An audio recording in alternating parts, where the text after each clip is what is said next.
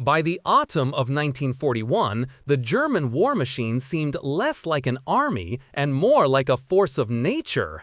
They had steamrolled across Europe, and Operation Barbarossa, the invasion of the Soviet Union, was going spectacularly well. Millions of Soviet soldiers captured, entire armies encircled, and the road to Moscow looked less like a battlefield and more like a parade route. The German high command was already picking out drapes for their new offices in the Kremlin. They figured they'd wrap this whole thing up by Christmas, which is a classic project management mistake. It seems they'd forgotten to consult the one historical advisor who could have told them invading Russia is a seasonal activity, sort of like skiing or complaining about taxes. His name was Napoleon Bonaparte, and his ghost was probably having a fantastic laugh. So, on September 30th, 1941, they launched Operation Typhoon. The name alone drips with a kind of arrogant finality, doesn't it? This was supposed to be the killer storm that would wipe Moscow off the map. 2 million men, thousands of tanks and aircraft, all pointed at one city. Field Marshal Fedor von Bock was in charge, promising a swift victory. Early on, it worked. German panzer divisions, led by legends like Heinz Guderian, punched massive holes in the Soviet lines at Vyazma and Bryansk, capturing another 650,000 prisoners. Some German reconnaissance units got so close to Moscow they could supposedly see the spires of the Kremlin through their binoculars. At this point, confidence wasn't just high, it was becoming a diagnosable condition. And then it started to rain. This wasn't just a bit of drizzle. This was the Rasputitsa, the Russian season of mud. It's a word that translates roughly to the time of roadlessness, which is a polite way of saying the entire country turns into a primordial swamp. All those fancy German tanks and trucks, designed for the lovely paved roads of France, suddenly found themselves sinking up to their axles in black, viscous mud. The Blitzkrieg, the lightning war, ground to a halt. Not because of Soviet tanks, but because of geography's cruel sense of humor. Supply lines, the lifeblood of any army, stretched and then snapped. A German soldier wrote that the only things moving were the lice on his uniform.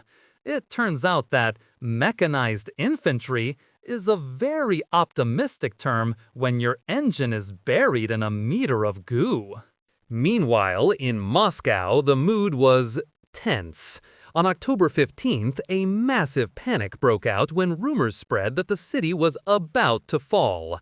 Party officials were seen burning documents in the streets and fleeing eastward in their cars, a move that does wonders for public morale. But one man famously stayed put: Joseph Stalin. He knew that if he ran, the entire Soviet Union might just collapse.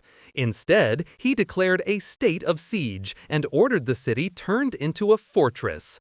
Hundreds of thousands of Muscovites, mostly women and teenagers, were sent out to dig anti-tank ditches and build fortifications in the freezing cold. At the same time, they formed the Narodnoye Opolchenie, or People's Militia. These were civilians, handed rifles they barely knew how to use, and thrown in front of battle-hardened German divisions.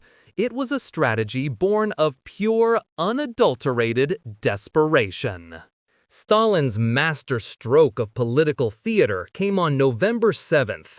This was the anniversary of the Bolshevik Revolution, a sacred day in the Soviet calendar. Instead of canceling the traditional military parade, he held it, right there in Red Square, with German artillery practically within earshot. Imagine the sheer audacity.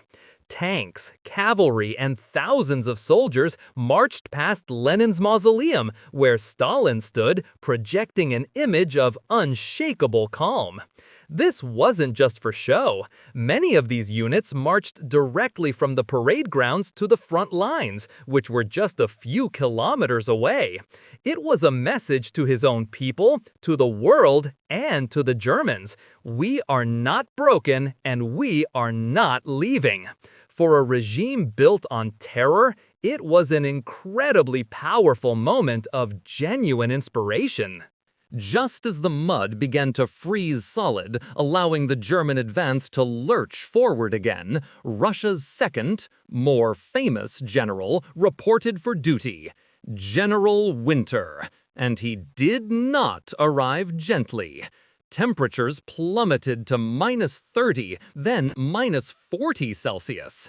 The German army was catastrophically unprepared. They were still, for the most part, wearing their summer uniforms. Their advanced technology became their enemy. German lubricating oil froze solid, rendering machine guns and artillery useless. Tank engines had to be kept running 24/7, or they would never start again. Getting frostbite became more common than getting a hot meal.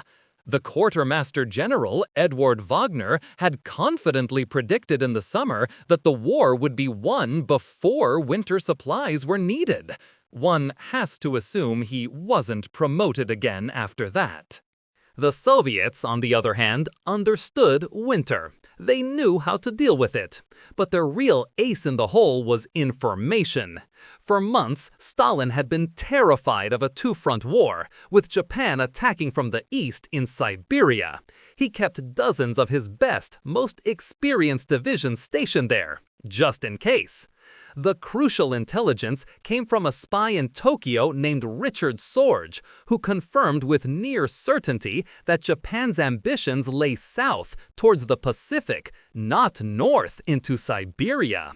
This was the green light. Stalin began a massive, secret transfer of these elite Siberian divisions. These soldiers were equipped with proper winter clothing, trained in winter warfare, and were fresh. While the Germans were freezing to death, an entire battle-hardened army was being quietly assembled right in front of them.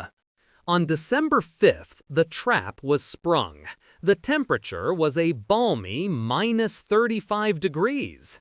The exhausted, frost-bitten German soldiers, who thought they were on the verge of victory, were suddenly hit by a massive, unexpected Soviet counteroffensive.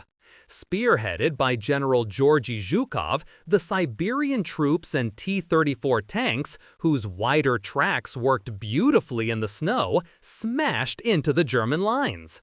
The Germans, whose equipment was frozen and whose morale was somewhere below the Earth's core, simply broke. What followed was a panicked retreat, the first major withdrawal the German army had been forced to make in the entire war. The German High Command, in a fit of denial, issued a stand-fast order, forbidding any retreat. This is generally considered a terrible idea when a fresh army is trying to encircle you in a frozen hellscape.